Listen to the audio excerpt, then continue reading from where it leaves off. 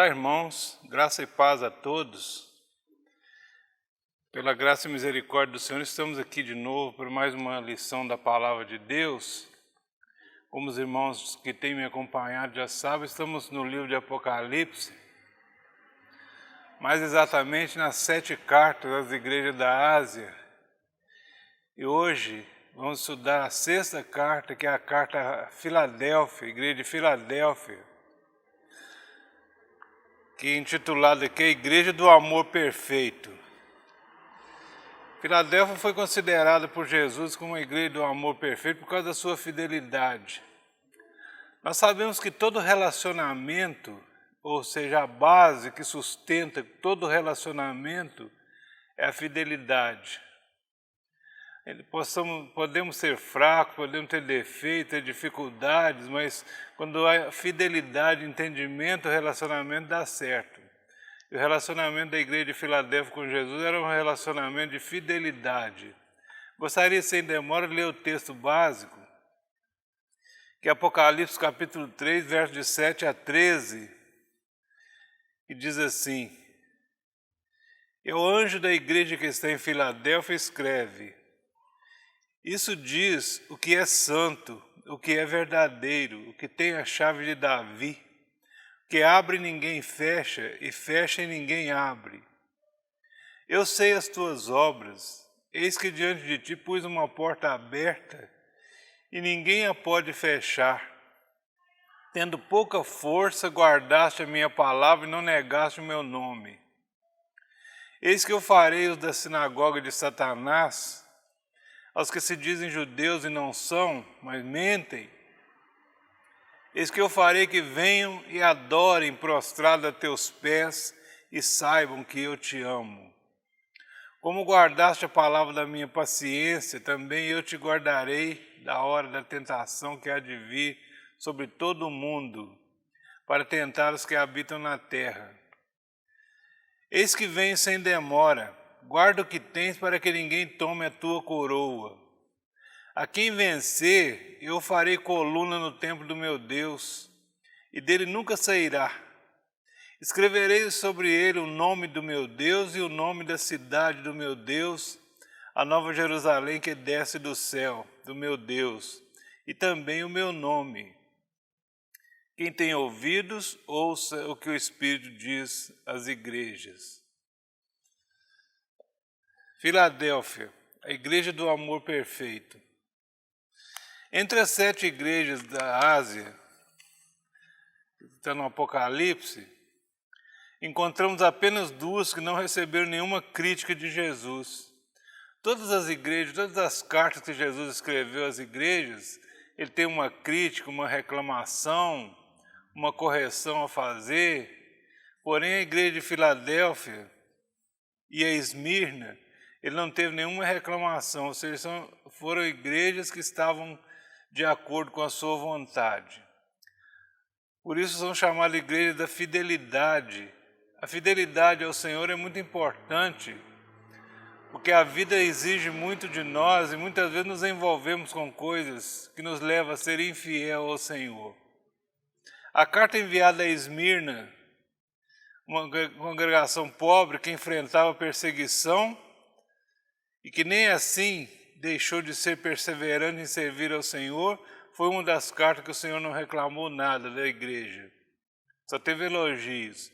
E a carta a Filadélfia, que é uma igreja fraca, limitada, mas que dependia totalmente de Deus, por isso alcançou sorte diante de Deus, que Ele abriu as portas. Quando você depende totalmente de Deus, fica fácil caminhar. As dificuldades são sobrepostas, as barreiras caem por terra, porque Deus tem o poder de caminhar com você e fazer você mais que vencedor. Enquanto os homens, no geral, têm a tendência de medir forças, de medir qualidades, tamanho, poder, riqueza, Jesus tem uma forma diferente de avaliar a sua igreja. Você sabe que nós passamos por avaliações constantes, A palavra deixa claro que Jesus está de olho nos fiéis da terra, esperando com quem Ele possa contar. Ele leva em conta o caráter e o coração de cada discípulo e sabe muito bem os que ali são seus e com quem ele pode contar.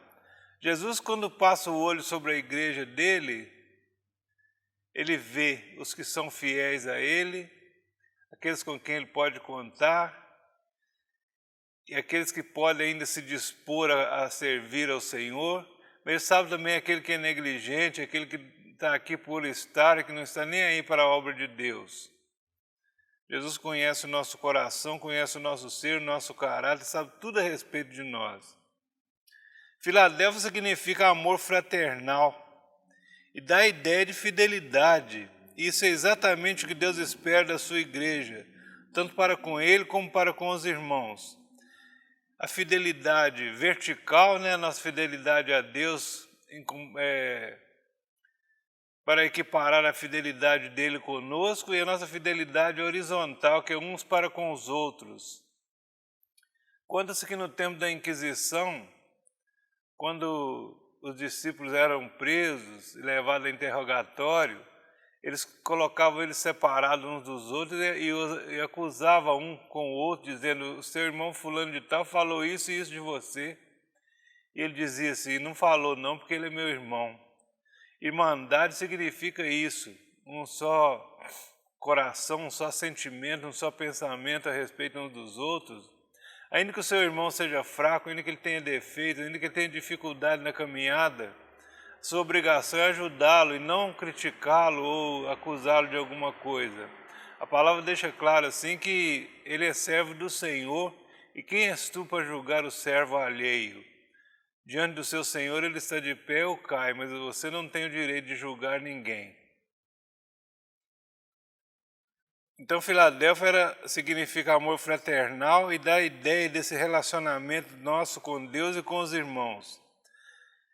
E ele disse lá assim na carta: essas coisas quem está dizendo aqui é o santo e verdadeiro.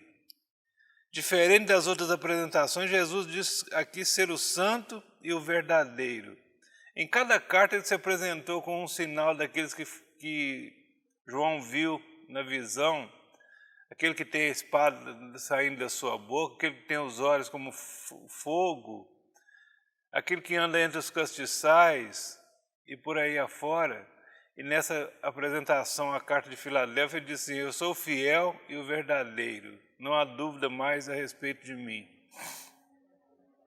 São características divinas. A santidade é um dos atributos principais de Deus. Deus é santo. E nada que façamos pode atingir a santidade de Deus. Nós podemos entristecer ao Senhor e desrespeitar a sua santidade, mas atingi-lo jamais, porque Ele é santo acima de todas as coisas. Ele é totalmente santo, separado. Segunda coisa que Jesus apresentou na carta àquela igreja de Filadélfia, que é aquele que tem a chave de Davi, que abre e ninguém fecha, que fecha e ninguém abre. Essa chave representa autoridade e poder absoluto.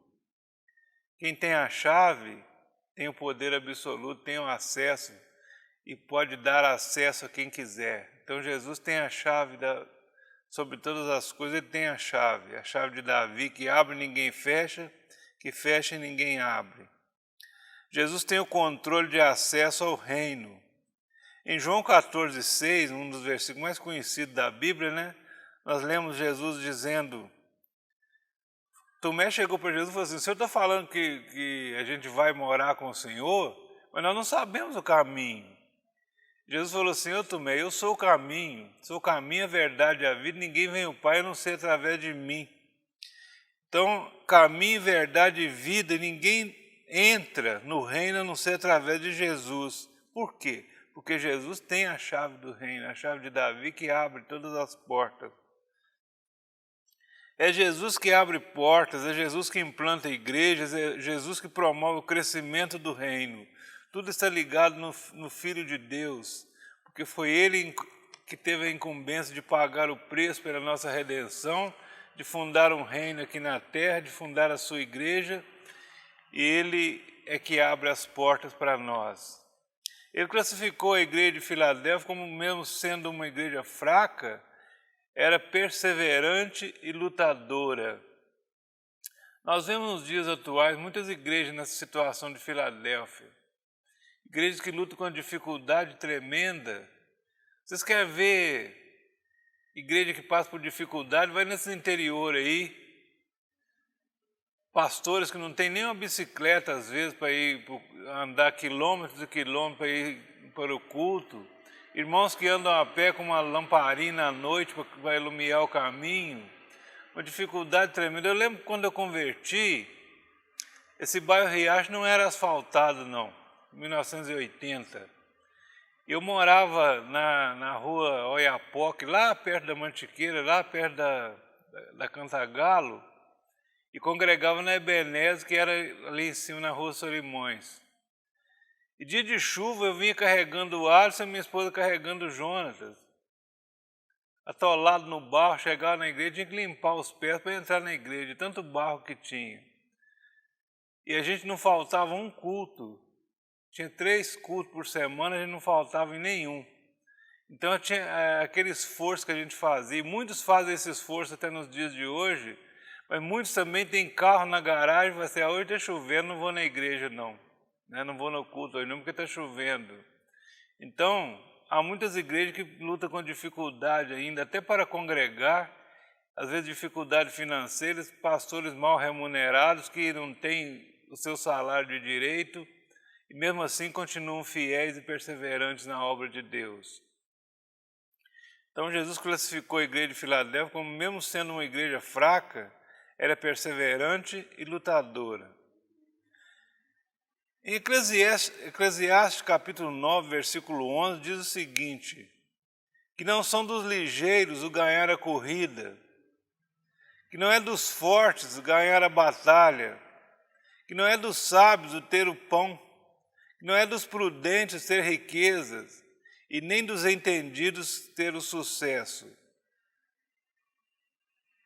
A oportunidade ocorre a todos e cabe a nós estarmos atentos a aproveitá-las.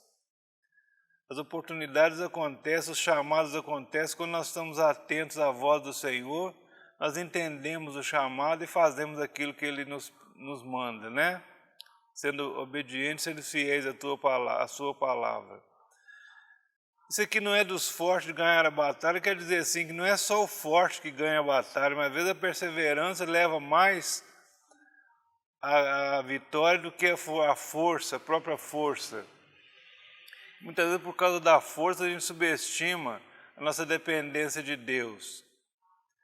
Nem sempre o sábio é aquele que tem fartura na mesa, nem sempre o prudente é que conquista riquezas.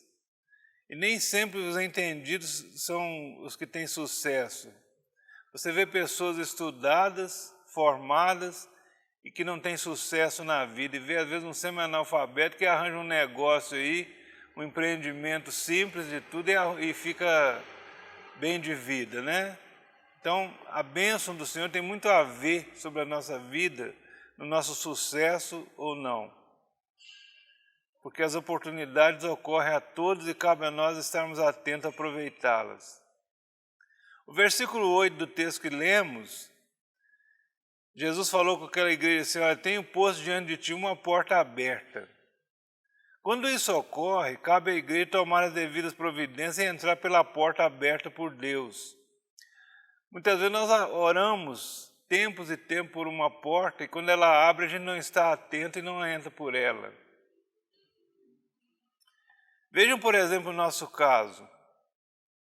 Em plena pandemia, em meio a grandes dificuldades de todas as áreas, desemprego, escassez, carestia das coisas e dificuldades financeiras, as portas estão sendo abertas. E de repente nós vemos o Ministério Nação de Cristo, através do pastor Charles, atravessou o Oceano Atlântico e já somos uma igreja aberta na Europa. Quem diria que nesse tempo difícil a igreja daria esse passo? Mas estamos atentos às portas que o Senhor abre, estamos orando por isso, estamos atentos ao tempo de Deus e Ele tem nos mostrado o caminho, tem nos mostrado o tempo dEle para trabalhar e para fazer a sua obra. Vemos também, por exemplo, o pastor Luiz veio para nós aqui com um propósito de Deus, uma porta já foi aberta ali no bairro industrial. Isso tudo é Deus fazendo que a obra aconteça em nossas vidas e usando a cada um de nós, nos dando o recurso necessário, nos dando a visão necessária para que a obra cresça. E a igreja está expandindo para a glória do Senhor. Somos fortes? De maneira nenhuma. Não somos, mas quando Deus abre uma porta, Ele envia também os recursos necessários, tanto materiais como humanos. Deus levanta obreiros, Deus levanta pessoas para contribuir, Deus levanta recursos financeiros para que a igreja avance. Deus envia as pessoas que chegam aqui por acaso, pensando que elas escolheram estar aqui, mas foi Deus que enviou para completar aquilo que está faltando.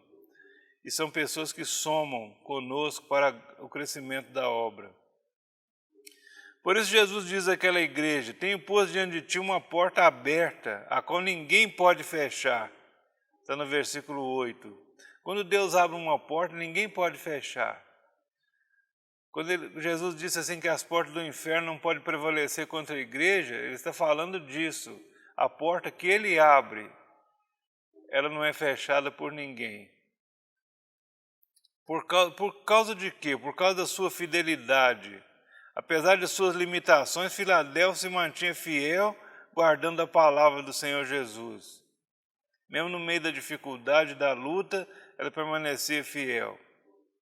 Agora, havia ali, em Filadélfia, uma congregação de judeus, a qual o Senhor Jesus chama de sinagoga de Satanás, que perseguia a igreja, mas veja o que Jesus diz sobre eles. Em todos os tempos, em todo lugar, a igreja foi perseguida, né? E é perseguida até nos dias de hoje. Jesus falou assim: sabe esses judeus aí que são sinagoga de Satanás, que estão perseguindo vocês? Eis que os farei vir e prostrar-se aos seus pés e conhecerem que eu te amo. Esse Deus falando da igreja e falando daquele povo que ia perseguir. Tudo nesta vida tem um tempo de Deus. Eclesiastes capítulo 3 fala de que é um tempo determinado para cada coisa debaixo do sol. Que é um tempo de plantar, um tempo de colher, há um tempo de semear, um tempo de arrancar aquilo que se semeou, há um tempo de abraçar, um tempo de se afastar do abraço. Nós esses dias estamos no tempo de afastar do abraço, né? Estamos evitando abraçar por causa da pandemia, como faz falta, né? Mas é o tempo de Deus. Tudo tem o seu tempo de Deus na nossa vida. Nós precisamos entender que Deus está no controle. Às vezes a gente fala isso todo dia: Deus no controle, Deus está no comando, Deus está cuidando. Mas lá no fundo do coração a gente não consegue enxergar, visualizar isso. Mas verdadeiramente Deus está no controle de todas as coisas e tudo tem o tempo certinho das coisas acontecer. Estamos no tempo de afastar, de abraçar, né? Mas daqui a poucos dias estaremos novamente no tempo de abraçar, no tempo de estar mais perto, de juntar essas cadeiras novamente, como sempre foi, e gozar da nossa comunhão em Cristo Jesus, né? Então, porque vocês guardaram a palavra da minha perseverança, não desistiram, disse Jesus àquela igreja: eu te guardarei da hora da provação que há de vir sobre todo o mundo.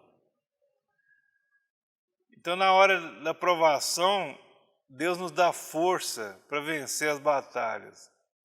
E por fim ele diz no versículo 11: guarda o que tens para que ninguém tome a tua coroa.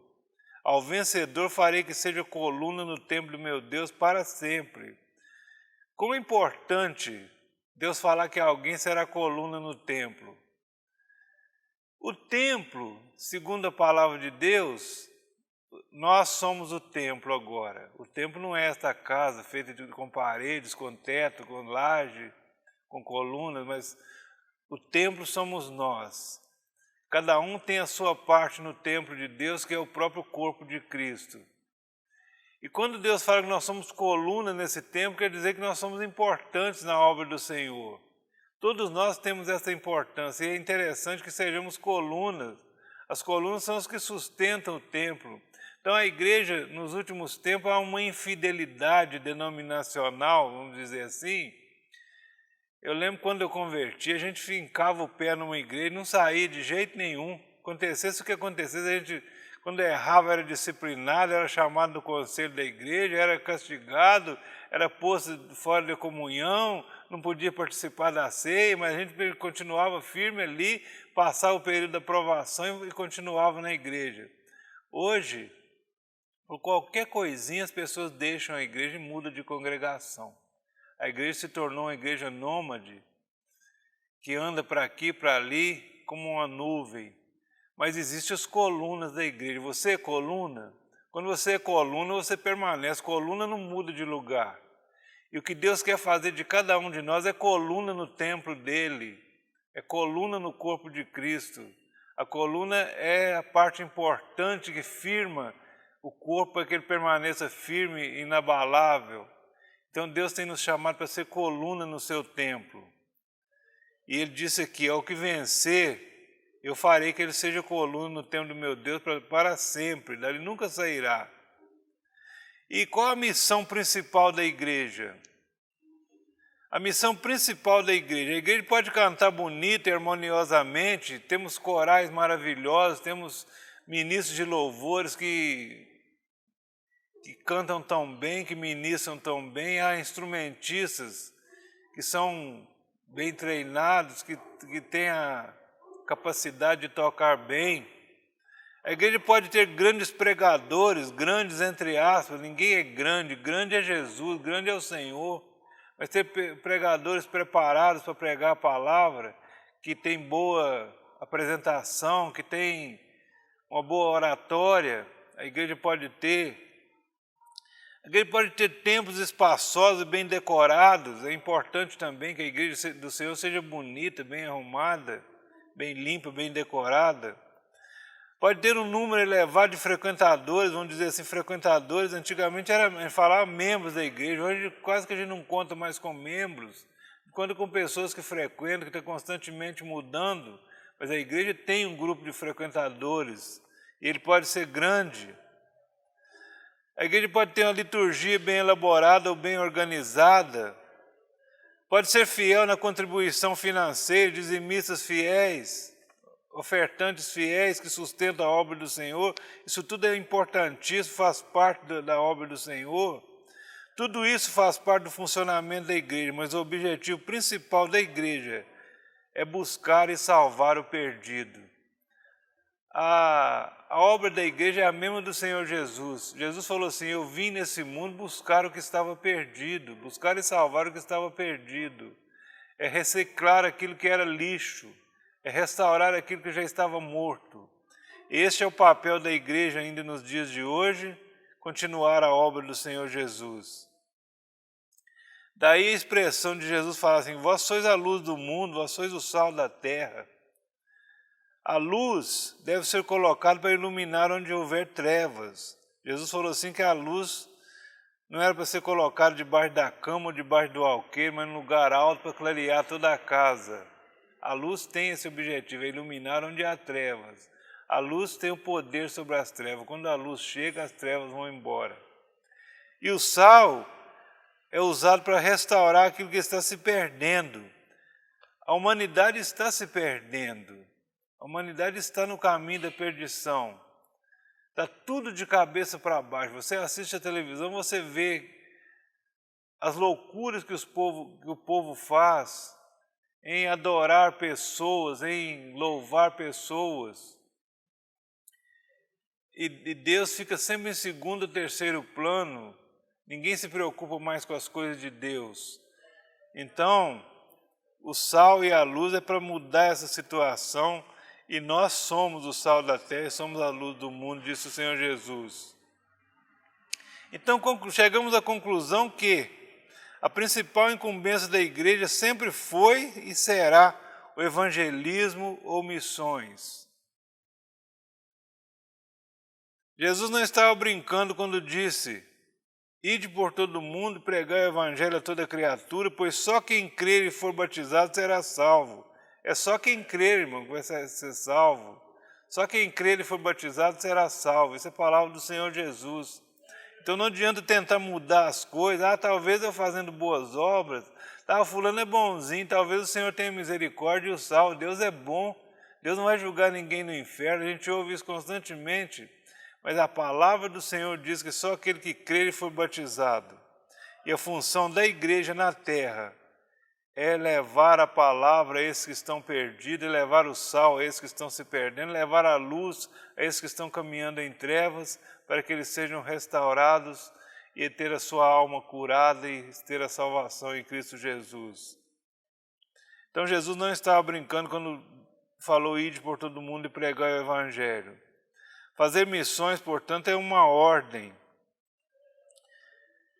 Se você não pode ir, você fala assim, eu não sou missionário, eu não vou, eu sou bem empregado, eu não vou largar minha família, meu emprego para fazer missões. Se você não pode ir, você pode sustentar alguém que vai. Muitos têm um chamado especial para fazer missões e eles vão mesmo, a despeito de qualquer problema eles vão. E se você não pode ir, você pode sustentar aqueles que vão.